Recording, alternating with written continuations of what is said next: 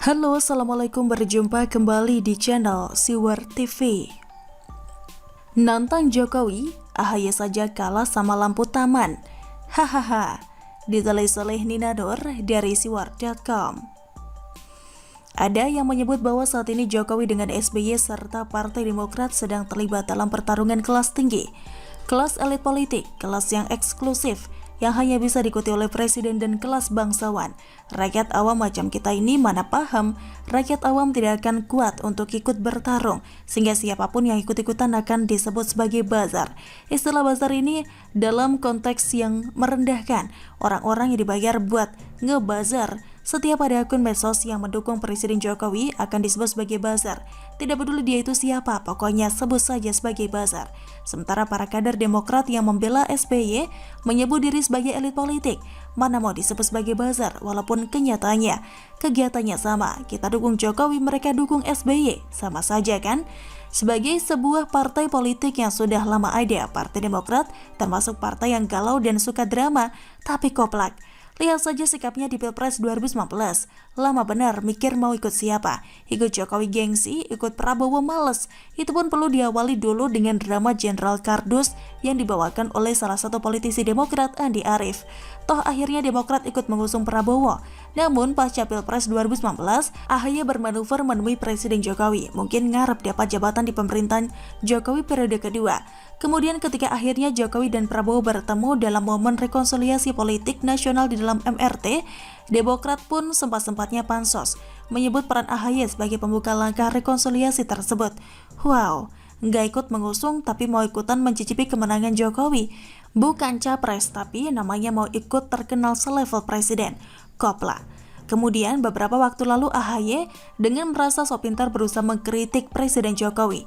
Ketika Bank Dunia secara resmi mengumumkan bahwa per Juli 2021 Indonesia masuk kategori negara dengan penghasilan menengah ke bawah, sementara tahun lalu masih di kategori menengah ke atas. AHY pun nyambar, menurut AHY idealnya kita selalu naik kelas, jangan tinggal kelas apalagi turun kelas. Kelihatannya hebat gitu ya, bisa mengkritik Presiden Jokowi, seakan sejajar kemampuannya dengan Jokowi. Padahal di balik itu ada kejeblokan luar biasa yang berusaha ditutupi oleh AHY. Dia pura-pura lupa dengan turun kelasnya perolehan suara Partai Demokrat. Partai Demokrat memang mengalami penurunan suara yang signifikan. Pada pemilu 2009, Demokrat jadi juara satu dengan 20,85% suara. Namun 5 tahun kemudian dalam pemilu 2014, suara yang diperolehnya anjlok drastis menjadi 10,19%. Dan 5 tahun sesudahnya dalam pemilu 2019, perolehan suara Demokrat tersisa 7,77% saja, melorot ke urutan ke-7. Jadi Demokrat ini gayanya saja yang so elit, namun nyatanya sudah jatuh di kelas receh. Sekali lagi Demokrat menunjukkan drama recehnya. Salah seorang politisinya, Rahlan Nasyidik, sekarang sedang terangkat namanya bukan karena berjasa dalam penanganan pandemi ataupun pemulihan ekonomi, melainkan karena mengunggah foto karikatur Jokowi beserta lambang Garuda Pancasila dan lirik lagu Indonesia Raya. Foto ini dinilai melecehkan presiden dan lambang negara, sampai muncul tagar "Tangkap Rahlan Nasyidik" yang sempat jadi trending teratas di medsos Indonesia. Rahlan mengklaim akunnya diretas, akunnya memang lenyap, dan sekarang dia memakai akun baru. Dengan taktik baru, dia malah menantang untuk ditangkap dan dipenjarakan, bahkan juga menyebut nama SBY, AHY, Andi Arief, dan kader Demokrat lainnya untuk ditangkap dan dipenjarakan. Syaratnya dia minta yang ditangkap itu mengembalikan 1 nyawa saja korban pandemi yang mati karena tidak mendapatkan tabung oksigen. Cie, dari takut terus ngaku akunnya diretas, lalu berbalik jadi nantang buat ditangkap. Drama, lagi-lagi drama. Memangnya ketika terjadi kelangkaan suplai oksigen buat rumah sakit, Demokrat yang bisa mengatasinya? Tetap saja pemerintah yang akhirnya mengerahkan BUMN seperti Krakatau Steel dan Pertamina untuk menambah suplai oksigen. Itu sih akal bulus namanya. Demokrat tahu pasti kalau Presiden Jokowi tidak pernah mau mempolisikan mereka yang menghina beliau. Jangankan karikatur, lagu Potong Bebek Angsa yang liriknya diganti dengan tuduhan Jokowi PKI saja didiamkan oleh Presiden Jokowi. Oleh sebab itu, Rahlan ini berani memancing dan menantang. Namun jika sampai ada yang mempolisikan dan sampai ditangkap, Demokrat justru akan senang karena mereka punya kesempatan buat play victim. Pastinya akan berkuar soal kebebasan berpendapat yang direnggut oleh pemerintah. Ah, drama banget sih. terlalu terang benderang untuk sampai diurusin sampai Presiden Jokowi. Bahkan jajaran pemerintah pun tidak mengurusi, buang-buang waktu saja. Pemerintah sedang sibuk ngurusin pandemi. Tanpa Presiden Jokowi turun tangan, Demokrat sudah mendapat balasan yang setimpal. Bahkan tidak kalah menohok dan menggilas pamor Demokrat. Ketika akun resmi Partai Demokrat mengabarkan di medsos bahwa menurut survei terbaru, Partai Demokrat berpeluang juara di 2024. Seorang netizen membalasnya.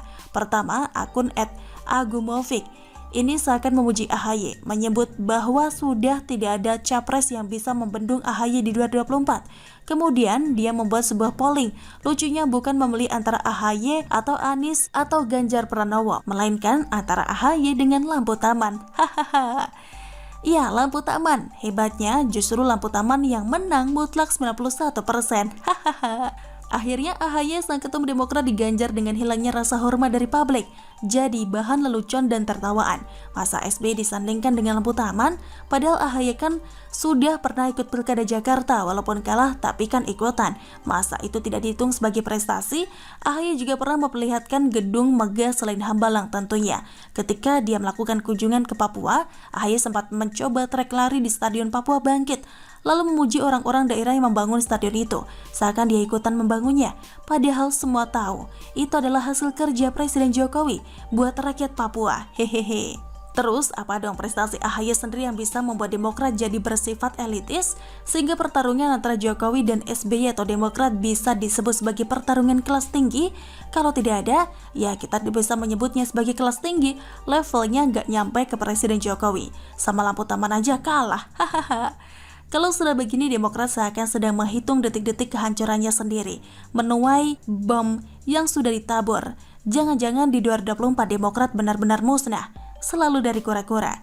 Bagaimana menurut Anda? Silahkan tulis komen Anda di kolom komentar. Jangan lupa untuk like, subscribe, dan share. Siwar TV pamit, sampai jumpa. Wassalamualaikum warahmatullahi wabarakatuh.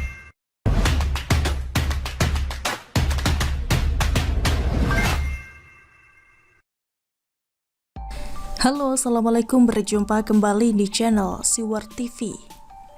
HMI mau demo lagi tanggal 13 Agustus, jangan merengek kalau ditindak tegas, ditulis oleh Syardi. Banyak yang berusaha untuk menggelar aksi demo saat pandemi. Ada yang bermotif politik, ada yang demo karena merasa pemerintah tidak becus menangani pandemi COVID-19. Pokoknya beragam deh. Untuk saja gerombolan penjual agama tidak bisa demo lagi sejak imam besarnya diamankan. Salah satunya adalah Himpunan Mahasiswa Islam atau HMI pimpinan Abdul Muiz. HMI pimpinan Abdul Muiz menerbitkan surat instruksi bernomor 144-Sek-12-1442 berisi rencana demonstrasi mereka. Mereka menyebut aksi demonstrasinya sebagai hashtag Agustus Merdeka. Hal ini didasari penilaian bahwa pemerintah telah gagal dalam memenuhi hak-hak warga Indonesia dalam pandemi COVID-19 ini. Instruksi itu berisi perintah untuk mengkaji segala persoalan bangsa akibat kegagalan Jokowi dan Ma'ruf Amin. Instruksi berikutnya adalah melakukan aksi unjuk rasa secara serentak pada tanggal 6, 13, dan aksi puncak pada 16 Agustus 2021. Start awal cukup mengecewakan. Aksi demo tanggal 6 Agustus digagalkan polisi karena polisi menyekat jalur di dekat Sekretariat PBHMI, Jalan Sultan Agung, Jakarta Selatan. Aksi demo dimulai di kantor Sekretariat PBHMI, Jalan Sultan Agung, Jakarta Selatan, pukul 16.00 waktu Indonesia Barat sore.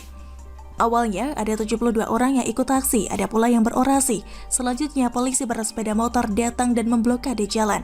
Polisi datang, demonstran pun bubar. 3 orang sempat diamankan polisi sebelum pada akhirnya dipulangkan.